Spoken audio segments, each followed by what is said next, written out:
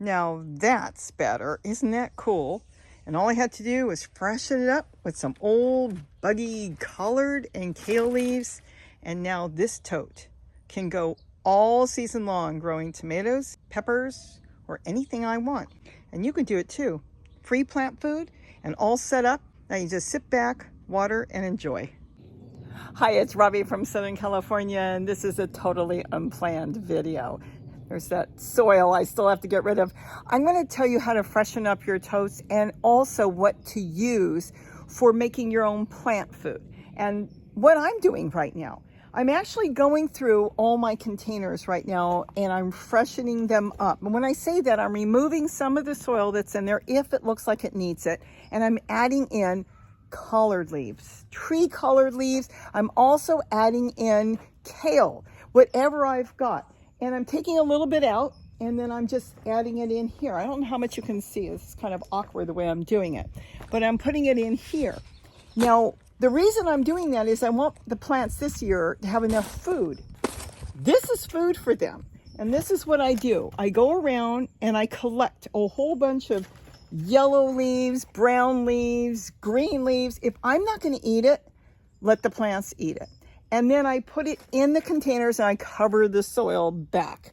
Real simple. It works. Now, if you're using Comfrey, I'm going to switch hands. This is hard. If you're using Comfrey, Comfrey works perfect. A lot of people love their Comfrey. And that is great, but I don't grow Comfrey here. You can. We haven't done it yet. Some people do. But the reason I like using collard and kale, but tree collard is great, whether it's purple or green. I actually like the green a little bit better. If you put it in water, it really stinks and the plants like it. But even putting it in the totes, the earthworms gravitate towards it. The reason I don't do Comfrey right now is I would have to go buy it.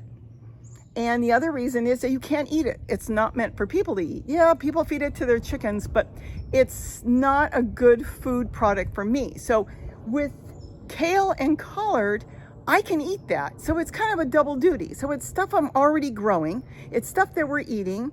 And of course, if we're not eating it, then I put it back for all my plants. And I'm definitely trying to freshen this up to make sure that this thing takes off because it's going to be full of caterpillars soon. It's milkweed and the monarchs have been here. So this is why I say, do what works for you. If you're on a balcony and you want to make your own plant food, I would go with it doesn't have to be a tree collard, any collard. Plant some collard, even if you don't like it. And that's better because then you'll be pulling the leaves off and you'll be putting it back into your plants. And that makes such a great plant food. You don't have to put any money out. And then if something came up and you needed some of it, whether you're going to make some sort of salad or you want to add it to something you're cooking, soup, stir fry, whatever, a stew, you've got the leaves there that you can eat as well as your plants. And you don't have a lot of room to do Comfrey. And the whole idea of Comfrey is Comfrey grows big and it sends a big root down. It grabs a bunch of stuff and you can put it back into your garden, which is perfectly fine. I've been to people's houses. I've seen Comfrey, but I don't want to have all my space taken up from Comfrey right now. Maybe someday.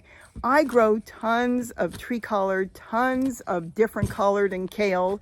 And that's what I use for my garden. And let me tell you something, it works. It works perfect. Doesn't cost me a penny. I can collect that all year long, put it back into the containers, whether it's a 2-system like this, which I just went through, which was covered in earthworms, but all the food I had put in there for the earthworms, they ate it. So I took most of the soil out, put it back into the tote. I added in new leaves in here, and then I put a little bit of the soil back with the earthworms because I want to keep the earthworms. I want the earthworms and the microbes to be happy. Earthworms will leave. If there's no food, you go dig around your tote and you're going, wait a minute, I had a ton of earthworms, they're all gone. There's no food, so they left. Would you stay in an empty restaurant? They won't either. They're smart.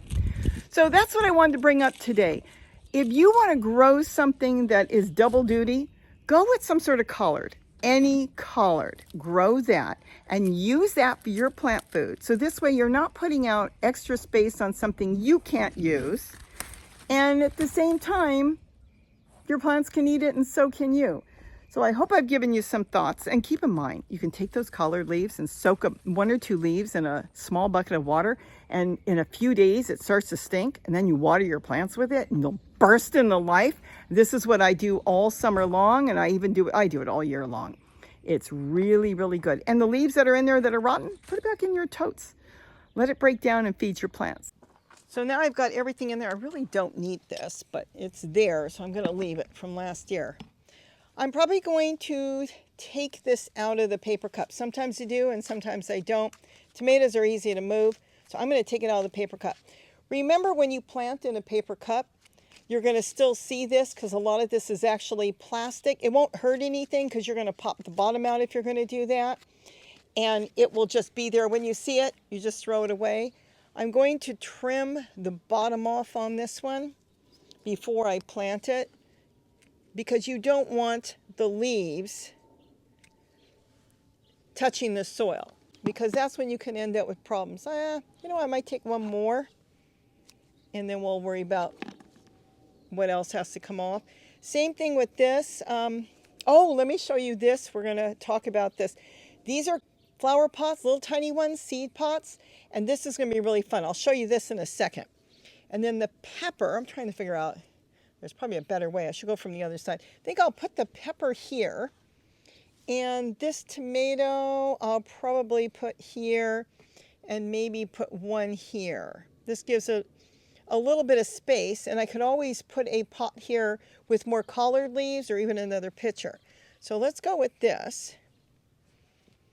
Now this is going to be really good. Let me grab my water, because sometimes I like to put water directly in the hole so it's really exactly where I want it. Let's see how far down I want to go with this.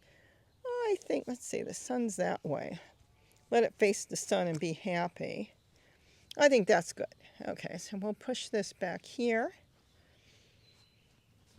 Some people bury it so deep. I don't bury it that deep.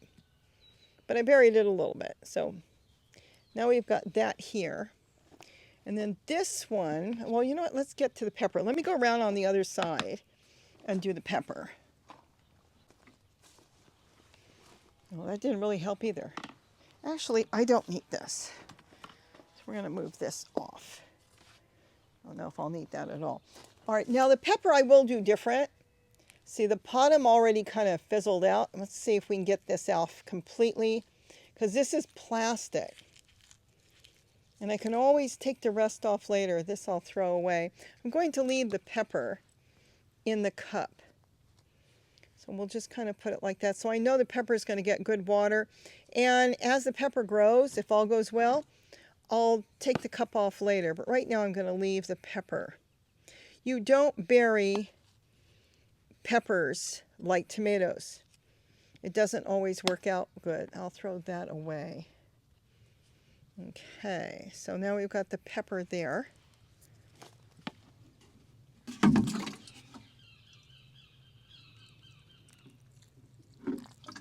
Perfect. A couple leaves look a little yellow.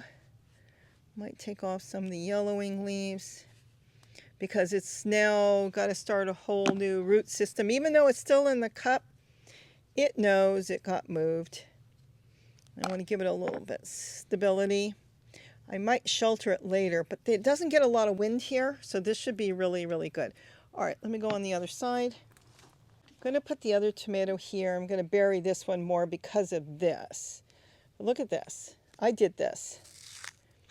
I split my cups. Now this is a large cherry, so I can put a stake on this one. So I will remember I planted this from seed. For now, I will put that there. Watch. This is fun. Look at this. Now it hasn't been in here that long, so it's not root bound. But I don't, if it would have been root bound, see, it's got roots. It will pop right out. I don't have to pull it, tip it upside down, or anything, because I split the pots. Now this one's going to have to come back up because it's bent. It should have been planted already. So let's get that in there. Put the rest of the soil in there. See?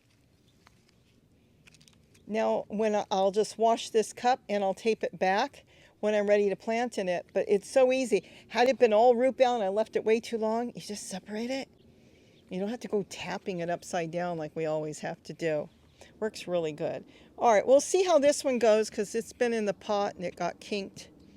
So we'll see how that goes. This way I've got 3 things going on and hopefully at least 2 will make it. Remember, not all your seedlings make it. Most of the time they do, but if they don't, it's okay. We just keep on going. I want to prop this up. I could prop it up and stake it too. All right, there it is. So I hope I've given you some ideas on what you can use for plant food for free that you can grow and you can eat it too. So with that, have a wonderful day. I'm going back to work, and don't forget to eat what you grow. Bye-bye. I still have a lot of work.